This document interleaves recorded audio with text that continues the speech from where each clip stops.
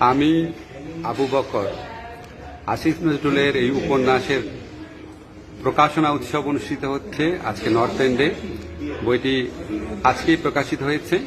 প্রকাশনা উৎসবের একমাত্র অতিথি হচ্ছেন শিলা আহমেদ। শিলা, আপনি কেমন আছেন? আসিফ নজরুলের বইটি নিয়ে আপনি কিছু বলবেন? আপনি তো এই বইটা পড়েছেন, প্রথমেও পড়েছেন, এডিট করার পরও পড়েছেন, আপনার কেমন লেগেছে? আমার খুব ভালো লাগছে বইটা পড়ে। বইটা অনেক ইস্যুজ আছে, যেই ইস্যুসগুলো হচ্ছে নিয়ে আমরা সবসময় ভাবি, আমরা নিজেরা কথা বলি, কিন্তু প্রকাশ্যে কথা বলতে আমরা ভয় পাই। এগুলো আমরা লিখিত আকারে বা কোথাও পাবলিশ করতে বা ভিডিও বা এরকম জায়গায় আমরা বলতে পারি না, আমরা এটা অনেক এডিট করে বলি। তো বইটা খুব ভালো লাগছে। তো আরো ভালো লাগছে যদি বইটা আরো স্বতঃস্ফূর্ত ভাবে লেখা যেত। এটা বইটা লেখার সময় অনেক কিছু মাথায় রাখতে হয়েছে। সেটার জন্য কি মাথায় রাখতে হয়েছে? দেশের বর্তমান রাজনৈতিক বাস্তবতা, তারপরে প্রকাশক, এটা দেশের বর্তমান পরিস্থিতিতে সব কথা ফ্রিলি বলা যায় না।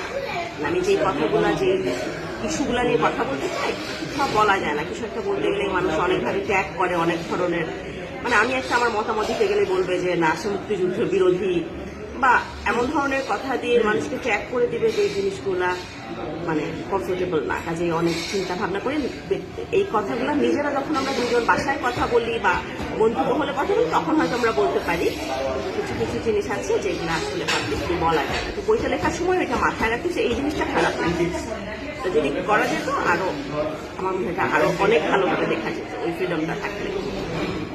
আপনি কি খুশি? আপনাকে আমি সাধারণত দেখি আপনার হাজবেন্ড যখন নন ফিকশন লিখে পিএইচডি যখন বই করলো বা গণপরিষদ বিতর্ক, তখন আপনি বেশি খুশি থাকেন। উপন্যাসের ক্ষেত্রে মনে হয় একটু কম খুশি থাকেন, এটা কি সত্যি? সত্যি কথা বলতে গেলে এটা সত্যি।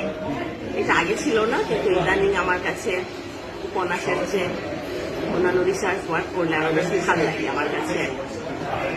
আমি কেন জানি আমি নিজেও ইদানিং আমি উপন্যাস বা গল্প এগুলো আমি কম পড়ি, আর আমার কম ভালো লাগে। আচ্ছা, আপনাকে অনেক ধন্যবাদ। এই প্রকাশনা উৎসবের একমাত্র এবং প্রধান অতিথি হিসেবে আসছেন। আপনি ভালো থাকবেন। ধন্যবাদ।